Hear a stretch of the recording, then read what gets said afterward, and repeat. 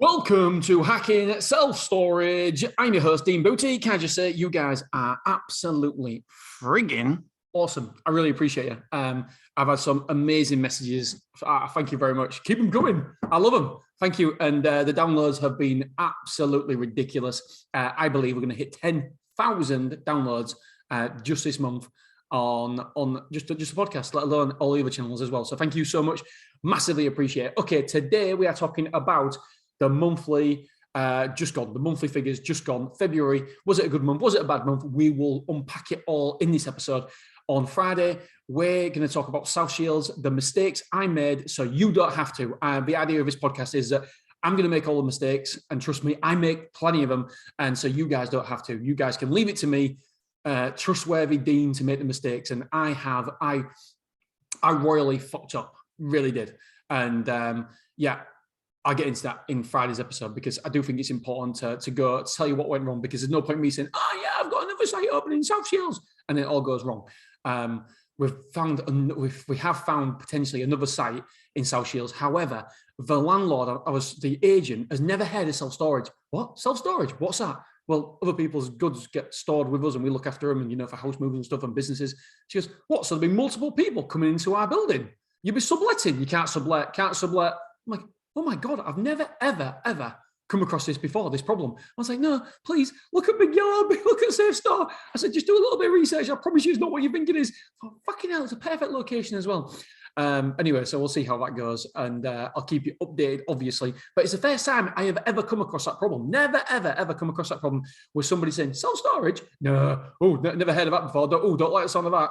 And it's got a yard as well. It is brilliant. But the problem is they don't want me. So anyway, right, amount of quotes in February. A little bit quite a month, but February, average of 5 quotes per day. We'll take that. So 160 quotes, 5.16 quotes per day. I'll try to get Beverly's figures up for you as well later, because I want to tell you about Beverly. Because Beverly, we're doing a good episode next Wednesday about websites and why websites are so crucial and critical. Again, I had some awesome messages about websites, so massively, again, appreciate that. That's on next Wednesday, talking about what's massively changed at Beverly for us. And the only thing that's changed is the website and the conversions that have been through the roof. Let's have a swig of tea. So number of reservations were 54. So out of 160 quotes, we got 54 reservations. That was a conversion rate of, as I'm trying to find it now, reservations, 41.25%. Incredible, really good. We had number of move-ins were 52 move-ins.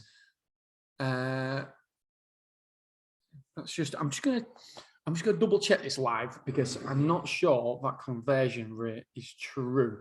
Number of new move-ins, yes, that's right. So 52 divided by 160 equals, it is right. How dare, oh, well, that means that the other one can't be right. 54 divided by 160 equals, oh, I knew something was wrong. I knew it. Right, so conversion rates here, I've got as 41.25%. That is not correct. I do apologize, because we did 54 reservations, and for some reason we got it down on the figures as 41.25. Come on, team, sort it out. So that's 34% conversions, 34% conversions, not 41%. So still good, 33.75% conversions for reservations to quotes. Not too bad at all. Conversions,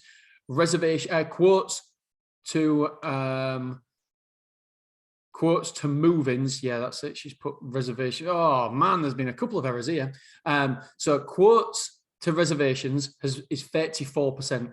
Quotes to move-ins, there is a 32%, 33% if we round it up, 33% conversion rate, which is wicked. And that is 52 move-ins in total.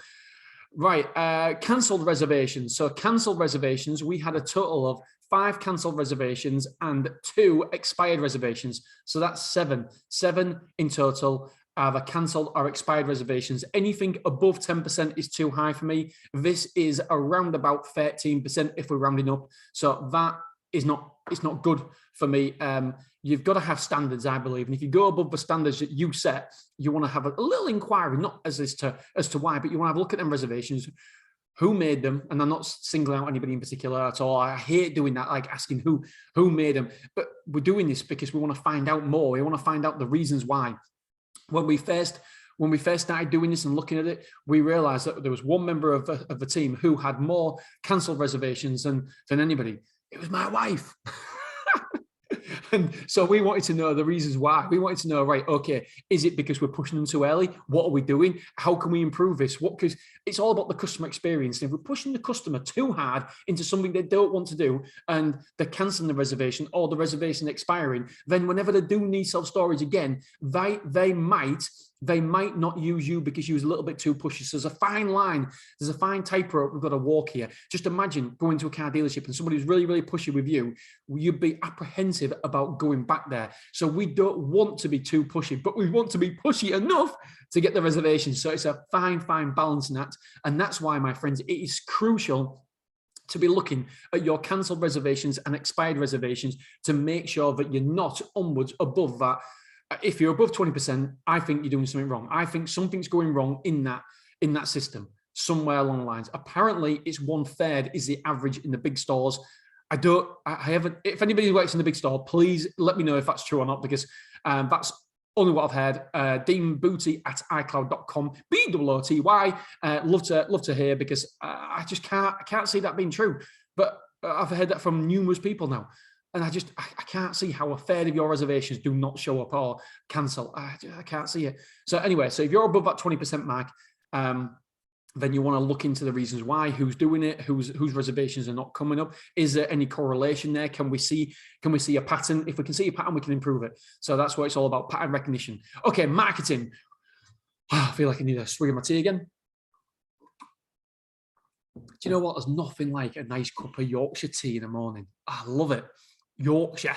Right, marketing. Google. 91% of our inquiries came from Google. 91 quotes came from Google. That's 57%. This is fascinating. So only 57% of our inquiries came from Google. Remember, normally it's over 70%. So number of new move-ins was 32, and we moved in 2,100 square foot. That was 61% of our overall move-ins came from Google. Incredible. And 53% of our total square foot came from Google. So Google really performed well this month. I'm just having a look now how much each. Oh yeah, we spent a lot of money on Google, and it's on par. But Google performed well. My neck, I've got a real bad neck. Word of mouth was 19. Word of mouth normally performs really, really well. This time it hasn't performed too outstandingly. Word of mouth, number of inquiries 19. That's 12%. I'm gonna have to hurry up, boys and girls, because I've got to take the kids to school. So that's 12% of our overall inquiries. We had 6 move-ins for 525%, which was for the square footage, it was 13% of our overall square footage. Signs, 37 quotes from signs. That is absolutely bananas. Normally, the conversions outperform the percentage to inquiries for signs, but they haven't done this month. So signs, 23% of our inquiries came from signs. We had 9 move-ins, 860 square foot came from signs. That was 22% of our overall square footage. So normally it's above the percentage of inquiries. So normally it'll be above 23%, because you would expect signs to be hot leads because they're passing you. So therefore they're in your vicinity, they're in your area. So you would expect to close more of them. Bever 24, normally quite hot as well. Bever 24 was 3 people, number of inquiries. That was only 2% of our overall inquiries. We had 1 move-in for 100 square foot. That was 3% of our overall square foot move-in. Used before, again, normally performs really, really well. Not very many inquiries. 4. We had 4. Oh, I'm just checking out social media. Oh my God. It's not outstandingly good. It's just better than I ever thought it would be. Used before, 4. That's 2.5% of our overall inquiries. 1 moving for 200 square foot. That's 5% of our overall square foot moved in. Social media, 4 inquiries, 2.5% of our overall inquiries. 2 new customers, 125 square foot moved in, and it was for 3% of our overall square foot moved in, which is interesting because social media normally performs really, really well. We had 1 other inquiry on blog, 1 other removals. removals, apparently we got 175 square foot. Just got a note here. Right, Google ad spend. Google ad spend was £3,802.94 for the month. Again, I've been talking to people about Google ad spend. If you can afford it, spend as much as you possibly can, because it's like putting £10 down and getting £100 back, as long as you know your numbers. If you don't know your numbers, then don't do it. But you've got to know cost to acquire a customer.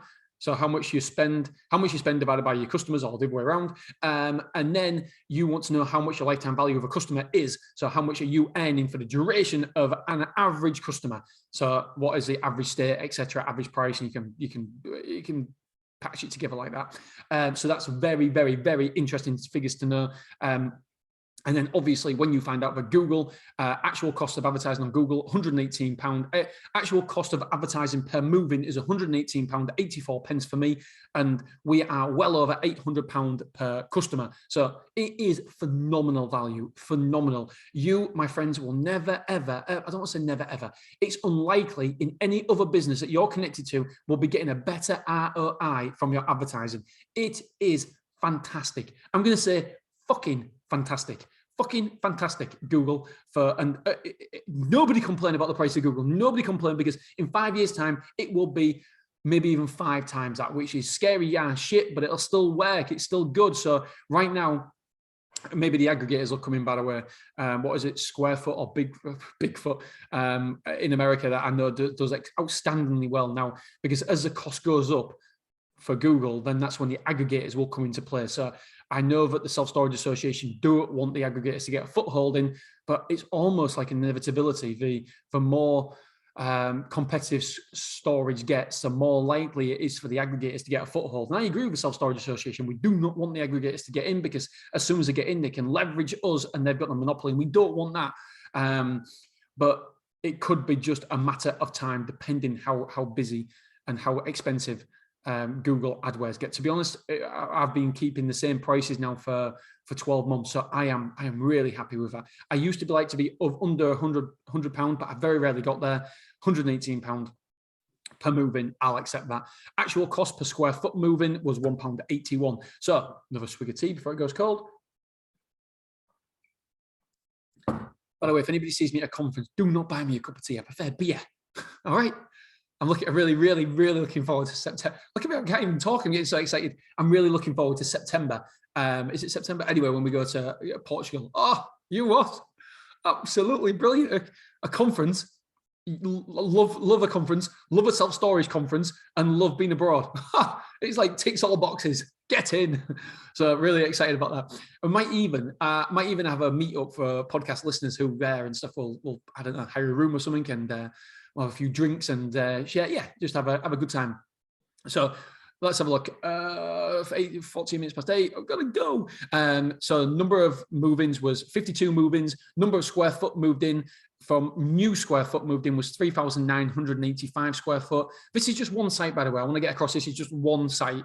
So number of square foot moved in was 3,985. That's new move-ins. Other move-ins, so we had other move-ins like people taking extra rooms. So we took a total of 4,580 square foot moved in. Square foot moved out was 4,340. So net result was 240. Any net in February is welcome. So 61 rooms moved in, 53 moved out. That was 8 net for the month, 355 internal rooms. We had 6 containers move in, 5 containers move out, net 1 for the month, 44 containers. We've got 6 car parking spaces rented down. Store occupancy as of the end of February was 81.2%. We had 31,515 square foot let. That was actually let. Lock sales were pitiful, 52%. Total true period revenue. Obviously, February is a really bad month because you're comparing February to January, which is 3 days short, which doesn't sound like a lot, but it's nearly half a week's revenue. It makes a big, big difference. The transit was rented out 25 times. The Luton was rented out 6 times. Total van revenue was £1,020. We had no Google reviews. That's poor. We had 3 5-star reviews on FIFO. Total amount of insurance sold this month was £236,000. The average was £4,538. Now, this is the Only time that I can remember being less than £5,000. As you know, we've been having some down months with these recently. Let's have a look at my churn rate. I want to get your churn rate really quickly, and then we'll have to go. I did the revenue, 2-period revenue for you guys last month anyway, on the weekly figures. So conversions, is that the figure? Nope. Marketing? No, it's not on marketing. Square foot, it'll be on square foot. So many bloody tabs. Oh, look at that. I'm going to have a cup of tea.